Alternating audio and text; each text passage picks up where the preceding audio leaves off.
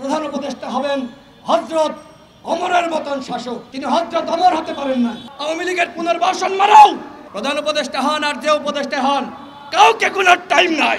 এখন শোনা যাচ্ছে এই সাবের নাকি সভাপতি হবে নতুন আওয়ামী লীগের, ক্লিন ইমেজের আওয়ামী লীগের। আরে আওয়ামী লীগ যারা করেছে ভালো মানুষ কয়জন ছিল? ওদের আবার কিসের ক্লিন ইমেজ? গণহত্যার বিচার শেষ হওয়ার আগে যতই ক্লিন ইমেজ হোক আর যে ইমেজই হোক, বাংলার মাটিতে আওয়ামী লীগের নামে কেউ রাজনীতি করতে পারবে না। কথা ক্লিয়ার।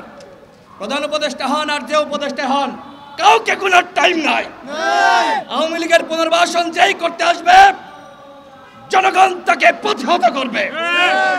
আমার ভাই জীবন দিয়েছে, রক্ত দিয়েছে, আর তোমরা এখন এই অবিপ্লবী সুশীল উপদেষ্টারা আওয়ামী লীগের পুনর্বাসন মারাও। এইসব পুনর্বাসন করতে দেওয়া যাবে না বন্ধুগণ। নির্বাচন নিয়ে তালবাহানা করলে জনগণ মানবে না। সংস্কারের 1 নম্বর উপাদান হলো নির্বাচন। সেই নির্বাচনের কথা আসলেই উপদেষ্টাদের মুখ কালা হয়ে যায়, একদম ফ্যাকাশে হয়ে যায়। তারা ক্ষমতার লোভে পড়েছে। তারা মনে করছে যে ক্ষমতায় যতদিন থাকা যায় ধানাই পানাই করে। ওই ধানাই পানাই করে কিন্তু ফখরুদ্দিন মঈনুদ্দিন ক্ষমতায় থাকার চেষ্টা করেছিল। দেখবেন যে ফখরুদ্দিন মঈনুদ্দিনের 1 বছর কোনো সমালোচনা ছিল না, সবাই মাথায় তুলে নাচতেছিল। 1 বছর পরে কি হলো? যে ফখরুদ্দিন মঈনুদ্দিন জনগণের সাথে বেঈমানি করে সে আরেকটি স্বৈরাচার হওয়ার পায়তারা করছিল, আরেকটি এরশাদ হওয়ার পায়তারা করছিল। বাংলাদেশের জনগণ উচিত শিক্ষা দিয়েছে, ওরা পালিয়েছে। সুতরাং এই উপদেষ্টা পরিষদের যারা আওয়ামী লীগের পুনর্বাসন করতে চান, তারা ফখরুদ্দিন মঈনুদ্দিনকে দেখে শিক্ষা নেন। ক্ষমতা কখনোই কুক্ষিগত করে ধরে রাখা যায় না। শেখ হাসিনার কাছ থেকে শিক্ষা নেন। ওই আওয়ামী লীগের স্টাইলে যদি আমরা রাজনীতি করতে চাই, আমাদের পতন আওয়ামী লীগের মতন হবে।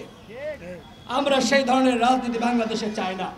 সবার প্রতি আমার উদাত্ত আহ্বান, আসুন আমরা নতুন করে বাংলাদেশটা আমরা গঠন করি। আপনারা অন্য জায়গায় ব্যর্থ হন, মাফ করে দিব, কিন্তু আওয়ামী লীগকে নিষিদ্ধ না করে যদি আপনারা ক্ষমতার চেয়ার থেকে বিদায় নেওয়ার চেষ্টা করেন, তাহলে কেউ এই মন্ত্রীপাড়ায় ঘুমাইতে পারবেন না, কোন উপদেষ্টা বাড়িঘরে থাকতে পারবেন না।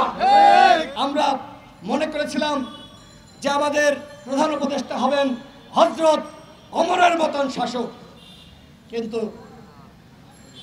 সেটি আমরা লক্ষ্য করছি না। তিনি হযরত ওমর হতে পারেন নাই। খুব কষ্ট লাগছে অত্যন্ত।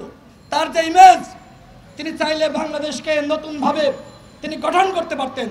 গণ অধিকার পরিষদের পক্ষ থেকে আমরা ব্ল্যাঙ্ক চেক দিয়েছিলাম, যতদিন লাগে কাজ করেন। কিন্তু এখন বাধ্য হয়ে বলছি নির্বাচন দেন।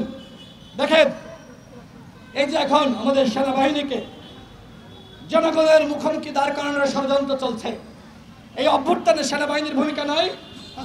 সেনাবাহিনী যদি ভূমিকা না রাখতো, কোনো অভ্যুত্থান বাংলাদেশে হতো না। যখন সেনাবাহিনীর বন্দুকের নল ওই আওয়ামী লীগের দিকে, ফ্যাসিস্ট পুলিশের দিকে তাক করেছে, তখনই হাসিনা পালিয়ে যেতে বাধ্য হয়েছে। সুতরাং সেনাবাহিনীকে জনগণের মুখোমুখি দাঁড় করানো, সেনাবাহিনীকে বিতর্কিত করা, এই চেষ্টা যারা করছে তারা মূলত আরেকটি 1-11 ফিরিয়ে আনতে চায়। তারা সেনাবাহিনীকে উস্কানি দিয়ে তারা আরেকটি ফখরুদ্দিন মঈনুদ্দিন তৈরি করতে চায়। দেশের জনগণকে বলবো, এই ফাঁদে আপনারা পা দিবেন না।